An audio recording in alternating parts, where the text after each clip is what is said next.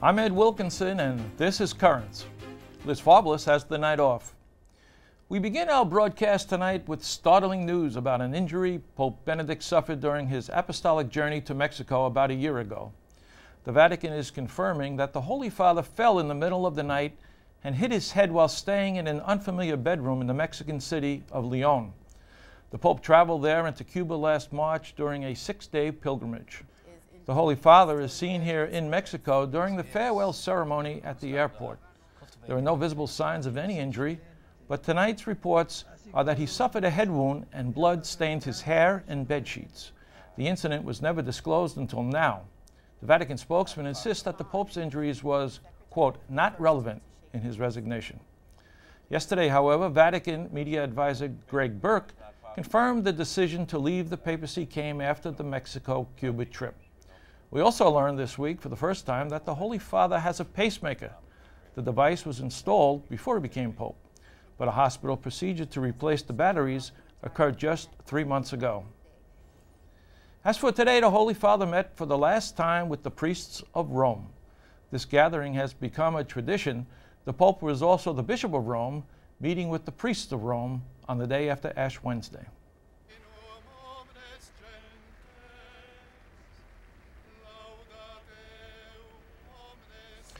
He entered Paul VI Hall to sustained applause and the priests singing the hymn Tu es Petrus, meaning in English, you are Peter. The words the Lord spoke to St. Peter when he said, and upon this rock I will build my church. Every pope is the successor of St. Peter. The love of the priest for their bishop, their pope, was obvious and emotional.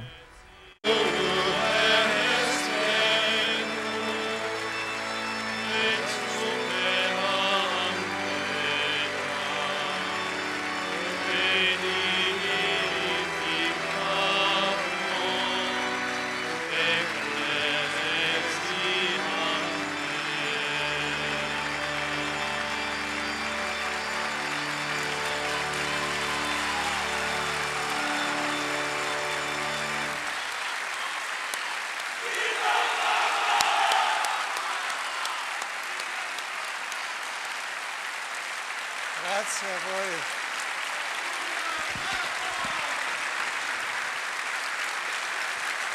Grazie per il vostro affetto, il vostro amore per la Chiesa e per il Papa. Grazie. The Holy Father then addressed the assembly, speaking of the future, saying he will remain hidden from the world, but ever thankful for their prayers.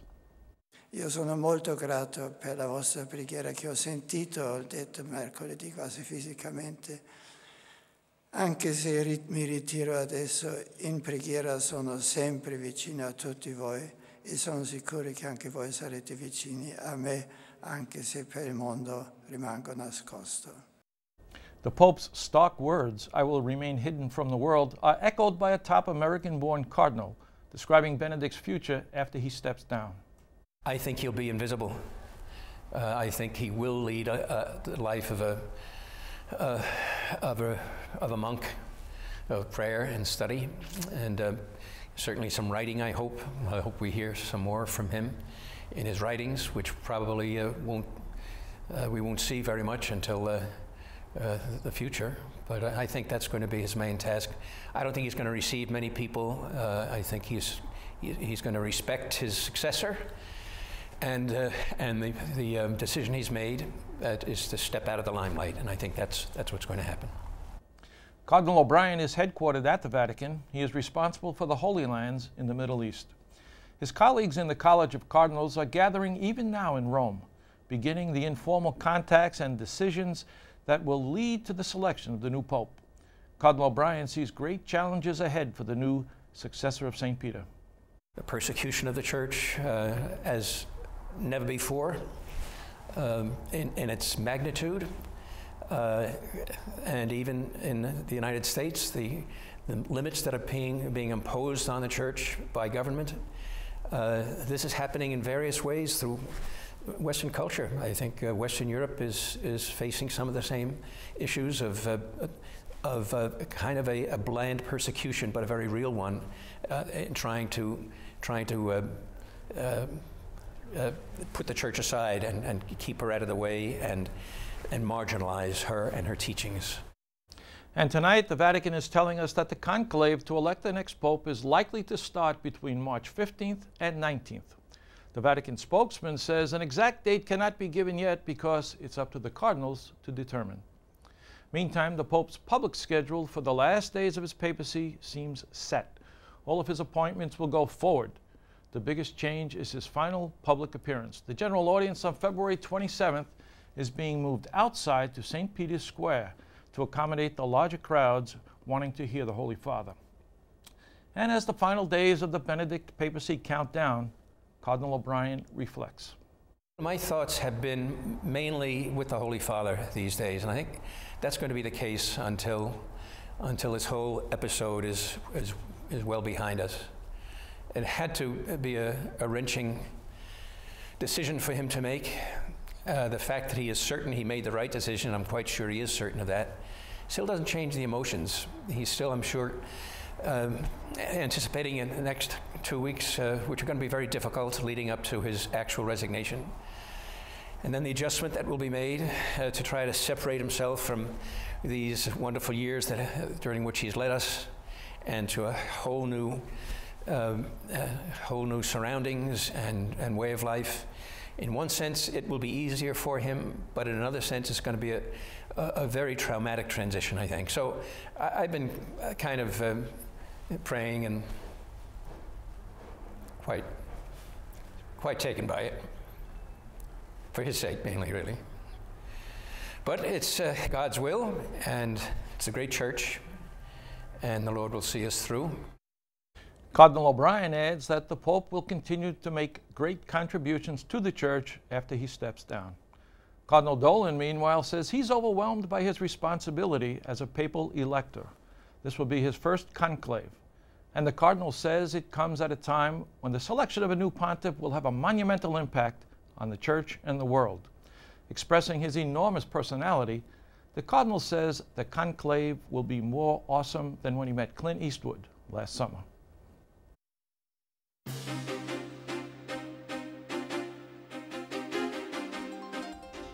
Welcome back. The bishops of America are calling upon the faithful of the United States to offer special masses and prayers for Pope Benedict, his health and his well-being, and in thanksgiving for his service to the Church. Once the resignation takes effect on February 28th, the bishops are suggesting that special masses be offered for the election of the new Pope. Meantime, tonight, we have the behind-the-scenes look at how the news of the Holy Father's decision to resign the papacy spread around the world. It's the story of how one reporter broke the biggest story of her career. This is Giovanna Chiri. She is the reporter who told the world about the Pope's resignation.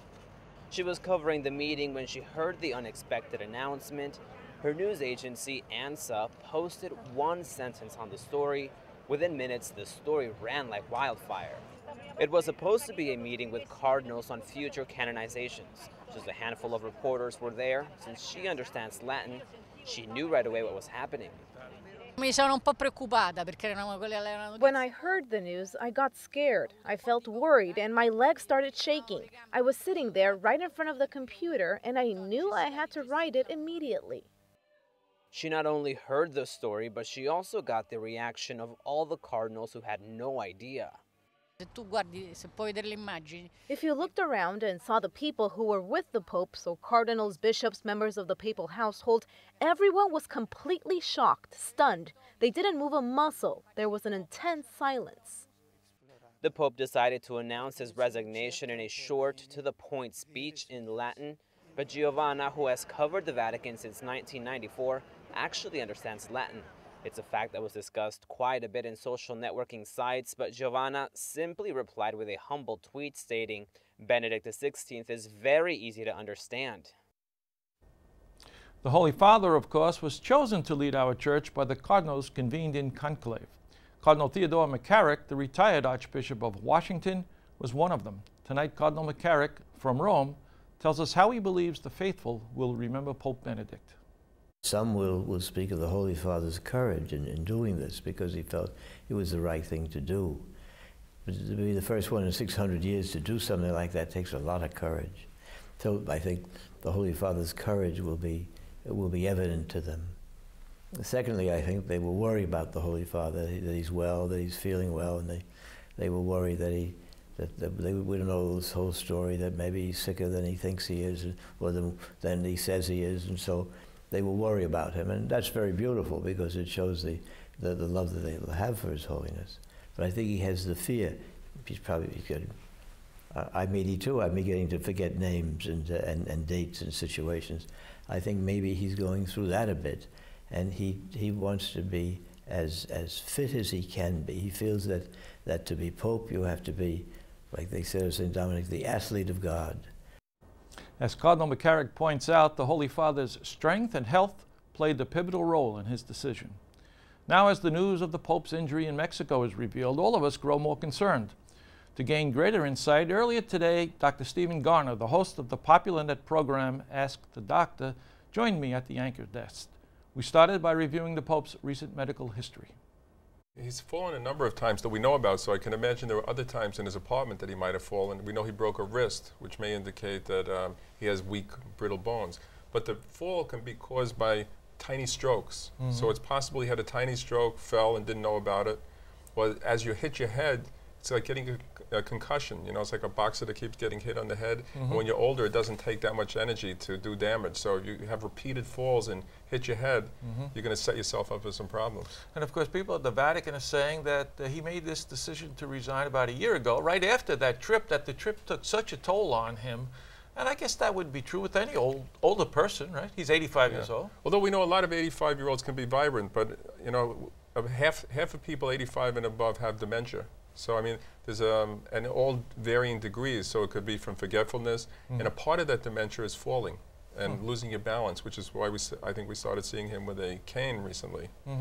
What effects would old age have on travel, though? Transatlantic trips, would that take more of a toll on an older body? Absolutely. More prone to dehydration, more prone to blood clots in the lungs, and these blood clots can go from the legs up to the lungs and can kill you. So somebody younger who's not as prone to becoming dehydrated can handle it much easier than somebody who's having, and particularly having time zone switches. It's very hard when you're older to sleep as it is, and when you start switching time zones, it makes it even harder. You've seen the Pope on television recently. I mean, it's a stretch asking you to make any kind of an evaluation of it, but how does he look for an 85-year-old? Not good. No, huh? He looks frail. He looks sickly. The color just doesn't look good. And it brings to mind, you know, is he having trouble with his heart? Is it with multiple strokes that he's having? We know he has severe arthritis. Some of the medications for severe arthritis are worse than the cure sometimes, and it can really make you tired and make you a little punch drunk. You got to wonder, he must be taking at least 10 medications. Are these medications contributing to his, you know, frailty and inability to walk properly? Yeah, and of course news this week that he had a pacemaker installed before he became Pope. That was something we didn't know about, and so I mean, again, that puts another strain on a person, and he just had the batteries recently changed. What does that mean when the batteries changed on your pacemaker? I mean, usually they last a little longer than a few months, but you wonder if his pacemaker wasn't functioning properly and they had to replace the pacemaker altogether. He's in a condition called atrial fibrillation, where the top part of the heart keeps beating very rapidly. It can do in somebody who has a weakened heart irregularly. It can put him into congestive heart failure. It can cause strokes. It can cause blood clots to the lungs. So he's got an underlying disease that can really make him sick, and it's amazing that he's been able to function with the schedule that he's got. It's incredible to me. Sure, he's 85 years old, and you know the retirement age here, we usually say about 65, 66. Is there a retirement age where people should really begin to think about their physical health and begin to think about retirement? You know, I don't think there should be an age, because I think it's such variability that you may get a vibrant person who's 85 and somebody who's 65 who's gone, who's not doing very well. So I think it's on a case-by-case basis, and we see that we're making strides in geriatric medicine, that people 80 and above can be very useful to the society. So I wouldn't want to just say you hit 80, you have to retire, but maybe use some common sense of picking jobs that are not as physically strenuous, where you can use your mind and your experience, might be the way to go. Sure. And of course, what would you say to the Cardinals if they asked you about what should we look for in the physical health of the next Pope? I would look for somebody with low cholesterol. I'd look at his fats. I'd look at his blood vessels, that the heart should be functioning well, and the lungs, the key organs, and that somebody hasn't had strokes. So I would do a complete physical exam on somebody. But again, I would not put a label on somebody as being too old for the job. I don't think there is such a thing. As Currents continues tonight, the hope of help for our storm-ravaged churches. We'll have the details next. Tonight we have the news that help may be on the way to churches and other houses of worship damaged by Hurricane Sandy. The U.S. House has overwhelmingly approved emergency aid after the bureaucrats at FEMA were reluctant to help. Now the bill, authored by Queens Congresswoman Grace Meng and Congressman Chris Smith of New Jersey, orders FEMA to make the aid available. The Senate still has to okay the measure, and the President has to sign it. Hundreds of religious buildings were damaged in the storm, yet many, especially the Catholic churches, remained open to help their neighborhoods. Meantime, the backbone of many neighborhoods is often the Catholic school located in the community. Tonight, in a special edition of our feature School of the Week, we join Brooklyn's Auxiliary Bishop Frank Caggiano as he visits the classrooms at Our Lady of Perpetual Help.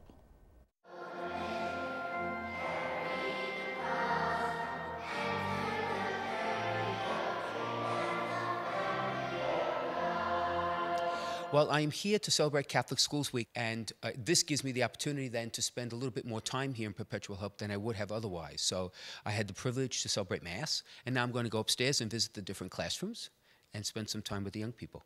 He's our leader. You know, he's the shepherd, one of the shepherds of the diocese, and I believe that having him come shows the importance of Catholic schools. We are not just one of 99 schools, we are a large group in a great community. Private prayer, you can just speak to God in your own words, but prayer is very important because that's where you get that energy from the power of God. Well, I'm very impressed. This is my very first visit into Perpetual Help School. I mean, I've come to Perpetual Help for lots of occasions. I've never had the opportunity to come visit the school. And I have to say that I've met the young people in the halls. I've visited some of the classes. The young people are very open. They've been very respectful. And you know what? There's a great energy here. And it's very hard to describe. You know, when you see it, you know it. And it is here. And so I'm thrilled. I think I'm absolutely very, very pleased and delighted.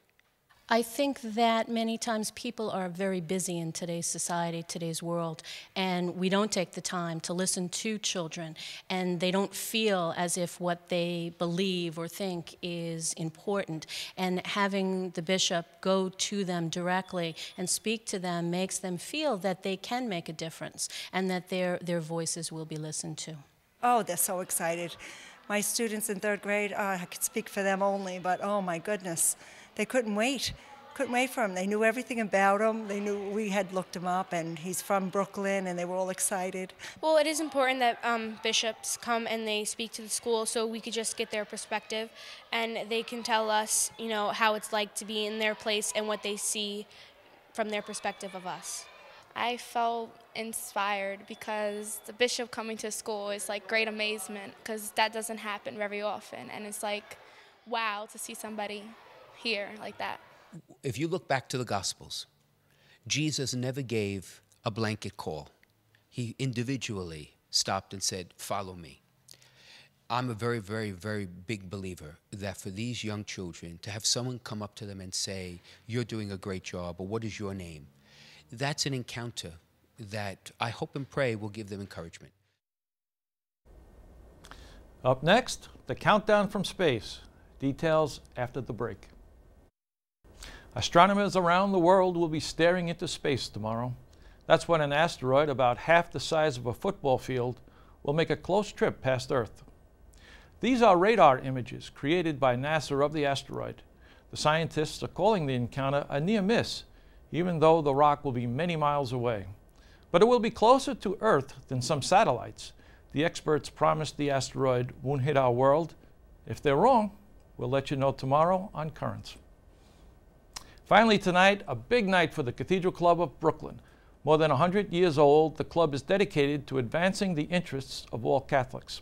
On Tuesday, they held their annual dinner, raising money for student scholarships. It is one of the best organizations in town, and the dinner drew some of the biggest names around. I was there as Bishop DiMarzio, the Bishop of Brooklyn, praised the club for their defense of liberty.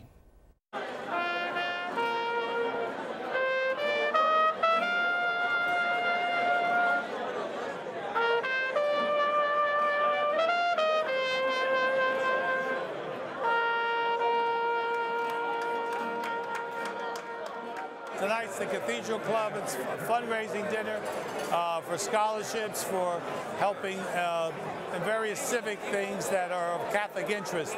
We've become a philanthropic organization that's also aimed at getting together Catholics to have conversation.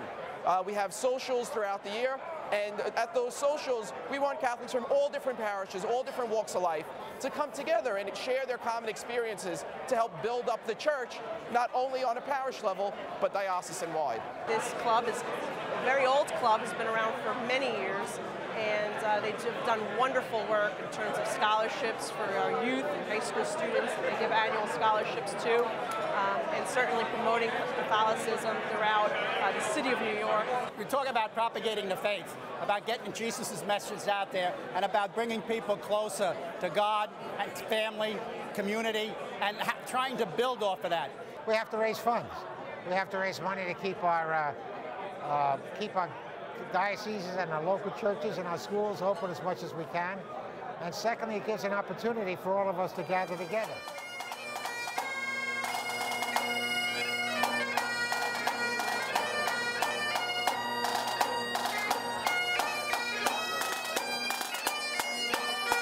You know, it's important, especially for people in elected service, to meet with people who think the way the church thinks. So it's nice to come home and be with people who think like I think. Right now is really to protect the religious liberty of Catholics in the public forum. It's being threatened in all ways on the federal level, the state level. We count on the members here to defend that. We're honoring Mr. Edward Walsh, who's actually a boy from New Jersey, just like Bishop DiMarzio. And Ed is a great Catholic, a graduate of Villanova, and a friend of the club through our vice president, Martin Cottingham. When I thought back to last year's gala, which I attended, I remembered how fulfilled I felt leaving the grand ballroom at the Hilton, and how many people the Cathedral Club helps year after year. You are truly a blessing in so many ways, and I'm honored to be here tonight, and look forward to contributing in any way possible to helping advance your good work. Very lucky and proud to be the honoree, and I'm just glad I can help in any way. It's just a wonderful night to celebrate Brooklyn, Queens, and our great Catholicism.